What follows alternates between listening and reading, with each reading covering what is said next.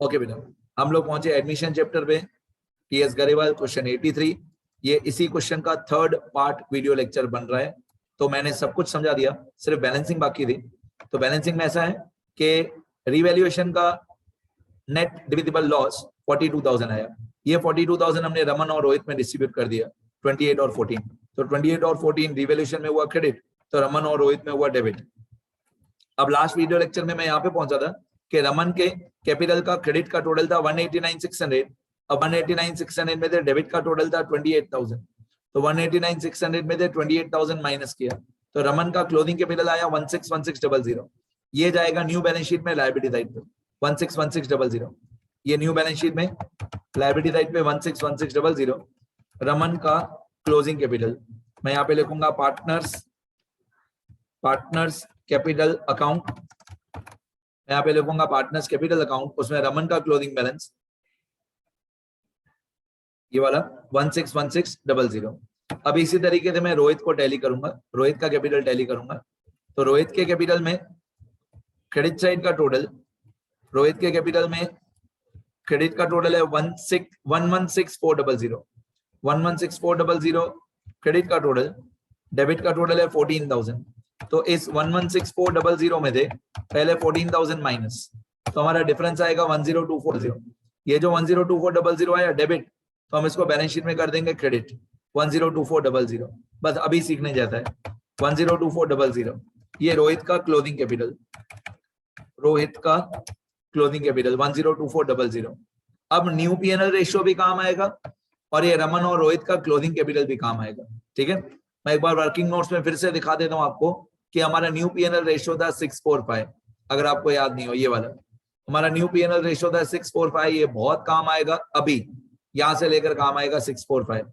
आपको क्या करना है, आपको पहले बैलेंस शीट में से सॉल्व करो, या कैपिटल अकाउंट में से सॉल्व करो, या वर्किंग नोट्स में सॉल्व करो, जहां पे भी सॉल्व करो। ये पार्टनर्स का क्लोजिंग कैपिटल है रमन और रोहित का, ये वाला 161600 और 102400।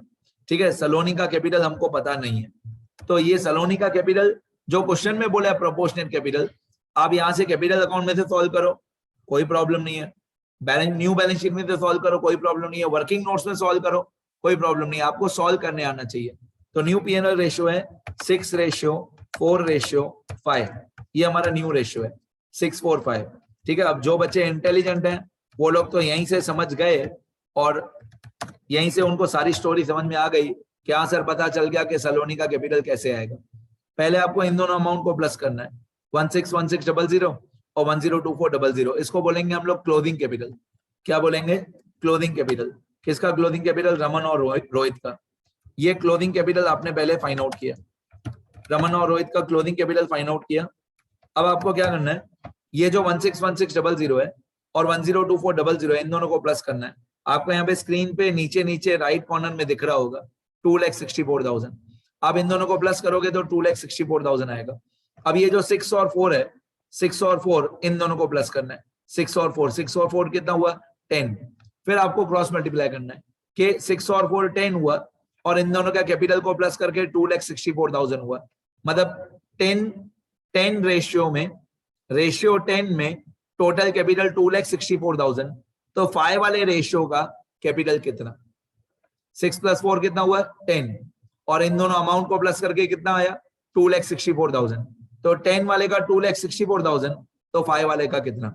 अब आप इसका वर्किंग नोट लिखो, नहीं लिखो, यहीं पे सॉल्व कर दो, कोई दिक्कत नहीं, कहीं पे भी सॉल्व कर दो। मैं यहाँ पे सॉल्व कर देता हूँ कि 10 कैपिटल के सामने टोटल अमाउंट 2,64,000, तो 5 वाले कैपिटल के सामने, 5 मतलब सलोनी का रेशियो, सलोनी वाले रेशियो जो है 5, उसके सामने कैपिटल कितना होगा?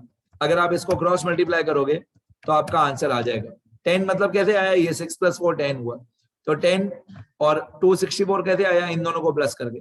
तो कैपिटल अगर 10 है रमन और रोहित को मिला के, तो रेशियो अगर 10 है तो कैपिटल है 2,64,000।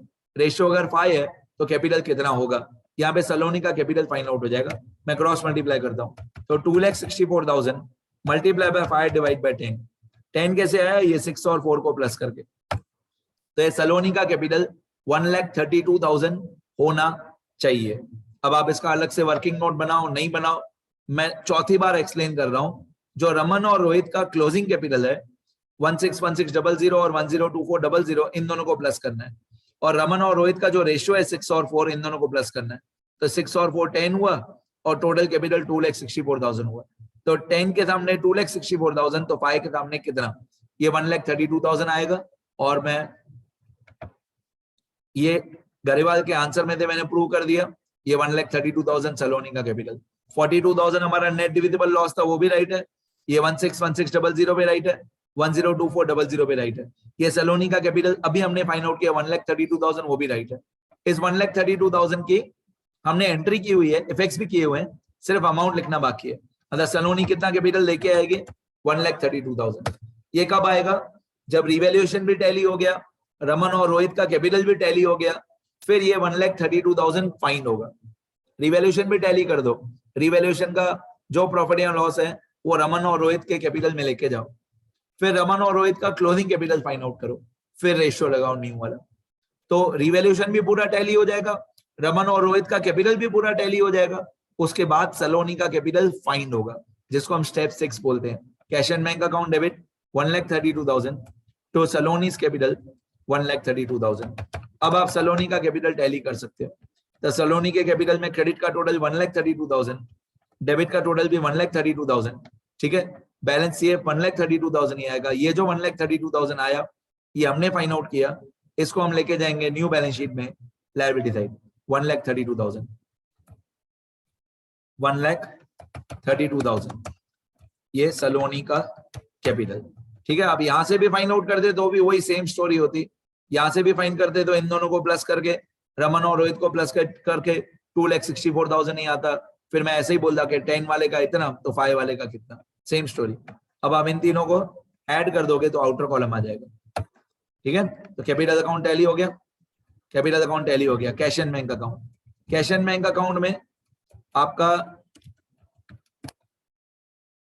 डेबिट का टोटल, डेबिट में है 3 अमाउंट, 50 और 42 और 132, इन तीनों का टोटल है 2,24,000। 2,24,000 माइनस 0, बाकी आएगा 2,24,000 by balance CF, by balance carried forward question mark. अब ये हमारा डिफरेंस आया 2,24,000, यहाँ पे हुआ क्रेडिट, तो न्यू बैलेंस शीट में होगा डेबिट 2,24,000, न्यू बैलेंस शीट में एसेट साइड 2,24,000।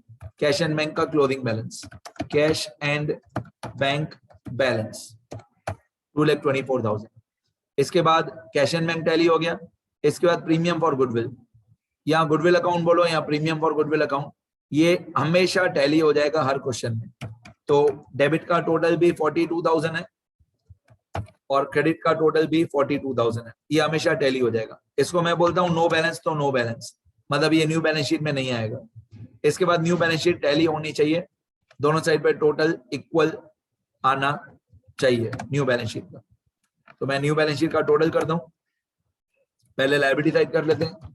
तो लायबिलिटी साइड पे न्यू बैलेंस शीट का टोटल, एक अमाउंट है 3,96,000, एक है 16,000 और एक है 157500।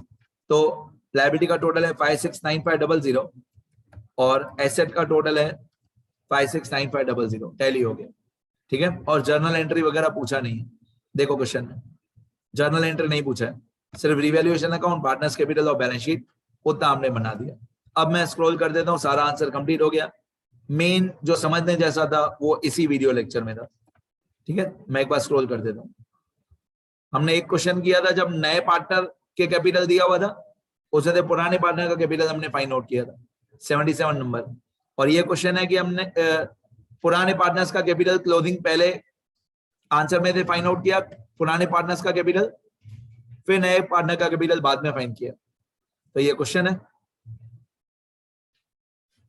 ये रूल्स लिख लेना थियरी वाले पेजेस में। यहां से हमारा आंसर है, ये रिवैल्यूएशन अकाउंट, ये पार्टनर्स कैपिटल अकाउंट, ये कैश एंड बैंक, ये गुडविल, न्यू बैलेंस शीट, ये new balance sheet. Journal entry इस क्वेश्चन में नहीं पूछी थी, ये वर्किंग नोट्स केस ई वाले मैं लिख देता हूं यहाँ पे, हाँ ये लिखा हुआ है केस ई, ये रहा केस ई।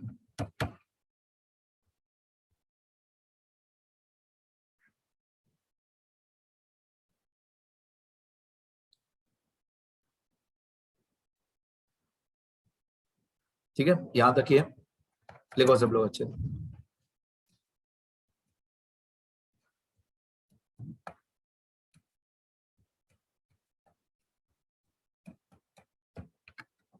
देखते रहो बेटा।